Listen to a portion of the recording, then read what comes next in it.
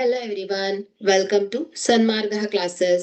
ನಿರ್ದೇಶಾಂಕ ರೇಖಾಗಣಿತ ಅಧ್ಯಾಯದ 5ನೇ ಪ್ರಶ್ನೆಯನ್ನ ಗಮನಿಸಿ. ಒಂದು ಬಿಂದುವಿನ ಎರಡೂ ನಿರ್ದೇಶಾಂಕಗಳು ಋಣಾತ್ಮಕವಾಗಿದ್ದಾಗ ಆ ಬಿಂದುವು ಆಯ್ಕೆ 1ನೇ ಚತುರ್ಥಕದಲ್ಲಿರುತ್ತದೆ, ಆಯ್ಕೆ ಬಿ 2ನೇ ಚತುರ್ಥಕದಲ್ಲಿರುತ್ತದೆ, ಆಯ್ಕೆ ಸಿ 3ನೇ ಚತುರ್ಥಕದಲ್ಲಿ ಇರುತ್ತದೆ, ಆಯ್ಕೆ ಡಿ 4ನೇ ಚತುರ್ಥಕದಲ್ಲಿ ಇರುತ್ತೆ. ಸೊ ಇಲ್ಲಿ ಈ ಒಂದು ನಿರ್ದೇಶಾಂಕ 4 ಚತುರ್ಥಕವನ್ನ ಗಮನಿಸಿದ್ರೆ, ಸೊ 1ನೇ ಚತುರ್ಥಕದಲ್ಲಿ ಒಂದು ಎಕ್ಸ್ ಮತ್ತು ವೈ ನಿರ್ದೇಶಾಂಕಗಳು ಧನಾತ್ಮಕವಾಗಿದೆ. ಸೊ 2ನೇ ಚತುರ್ಥಕದಲ್ಲಿ ಎಕ್ಸ್ ಋಣಾತ್ಮಕವಾಗಿದೆ, ವೈ ಧನಾತ್ಮಕವಾಗಿದೆ. 3ನೇ ಚತುರ್ಥಕದಲ್ಲಿ ಎರಡೂ ಕೂಡ ಋಣಾತ್ಮಕವಾಗಿದೆ. 4ನೇ ಚತುರ್ಥಕದಲ್ಲಿ ಎಕ್ಸ್ ಧನಾತ್ಮಕವಾಗಿದೆ, ವೈ ಋಣಾತ್ಮಕವಾಗಿದೆ. ಸೊ ಇಲ್ಲೇನ್ ಕೇಳಿದರೆ, ಎರಡೂ ನಿರ್ದೇಶಾಂಕಗಳು ಋಣಾತ್ಮಕವಾಗಿದ್ರೆ ಅದು 3ನೆಯ ಚತುರ್ಥಕದಲ್ಲಿ ಇರುತ್ತೆ. ಸೊ ಹಾಗಾದ್ರೆ ಇಲ್ಲಿ ಆಯ್ಕೆ ಸಿ ಸರಿಯಾಗತ್ತೆ.